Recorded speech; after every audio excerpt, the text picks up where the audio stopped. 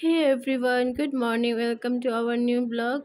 তোমরা সবাই কেমন আছো? আশা করি সবাই খুব ভালো আছো, সুস্থ আছো। আমরা খুব খুব ভালো আছি। আর এখন ঘড়িতে প্রায় 7টা বাজে। এই যে কবুতর, ও প্রত্যেক দিন জানেন ওইখানেই বসে থাকে।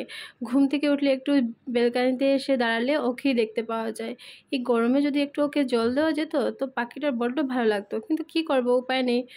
আমার প্রত্যেকটা বেলকানিতে নেট লাগিয়ে রাখা, একটু যদি ওরা খোলা পায় তো ঘরের ভিতরে পুরো ঢুকে পড়ে।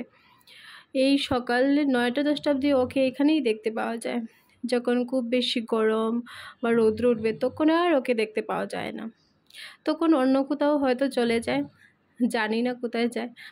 আবার পরের দিন যখন সকালবেলা আমি ঘুম থেকে উঠে এই বেলকানিতে এসে দাঁড়াবো তখন আবার ওকে দেখতে পারবো। তো আজকে আমি ব্রেকফাস্ট কি বানিয়েছিলাম, বিরিয়ানি ভাত একটু বসিয়েছি আর সাথে একটু আলু ভাজা করে নিচ্ছি। আর এই যে সানডে মার্কেট থেকে এনেছিলাম 10 টাকা দিয়ে প্যাকেট, এটা ফিঙ্গারের প্যাকেট। তো এটা মাত্র 10 টাকা নিয়েছিল, কিন্তু অতটাই ভালো ছিল, মানে অনেকটা ছিল, অনেকটা পরিমাণ ছিল। তো এটা কয়েকটা ভেজে নিচ্ছিলাম আর একটু ওইদিকে আলু ভাজাও কেটে বসিয়ে দিয়েছিলাম।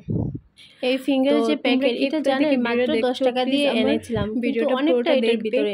আর একটা লাইক, শেয়ার, কমেন্ট করে দেবে। আর এই ভিডিওটা যদি নতুন, এই চ্যানেলে যদি নতুন হয়ে থাকো প্লিজ আমার চ্যানেলটা একটু সাবস্ক্রাইব করে দেবে।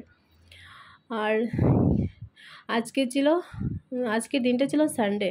মানে এই সানডে হলে কি, মানে কিছুই ভাল লাগে না, সব একটু আস্তে আস্তে করতে ইচ্ছে করে, তাড়াহুড়া করতে আর ইচ্ছে করে না। তো আজকে সানডে ছিল, তো এইসব আমরা ব্রেকফাস্ট করে একটু ঘুমিয়ে গিয়েছিলাম। ঘুম থেকে উঠেছি এমনি 3টা বেজে গেছিলো। তো ঘুম থেকে উঠে ভাত টাত খেয়ে আর তখন সন্ধ্যাবেলা একটু কাপড় কেচে দিয়েছিলাম আর একটু ঘরে যত কাজ ছিল টুকটাক কাজ করে নিয়েছিলাম। আর তারপর রাত্রে 12:30টার সময় আম কেটে দিয়েছি বরকে। জানেন তো সানডে হলে কি আর বলবো। তারপরে আম কেটে দেওয়ার পর একটু আমরা আইস ফেশিয়ালও করে নিয়েছিলাম। আইস ফেশিয়াল করার পর তখন ভাবছিলাম কি কাপড়টা ধুয়ে দিয়ে দিই। তখন কাপড় ধুয়ে ওয়াশিং মেশিনে ঢেলে দিয়েছিলাম, এই 2-3 বার দিয়েছিলাম, হয়ে গেছিলো, বেশি ছিলই না। সানডে কাপড় না দিলে পুরো সপ্তাহ আবার অফিসে আর টাইম পাওয়া যাবে না। আর দিনের বেলা কাজ করার তো উপায় নেই, এত বেশি গরম। তারপরে এখানে একটু আইস লাগিয়ে তারপর আমরা চলে গেছিলাম একটু বাইরে, 12:30 বাজে, বাইরে একটু আইসক্রিম খাওয়ার জন্য। অনেকটা জায়গা খুঁজাখুঁজির পর অনেকটা দূরে গিয়ে পেয়েছি একটা আইসক্রিমওয়ালাকে। তখন রাত্রে প্রায় 12:30 বাজে।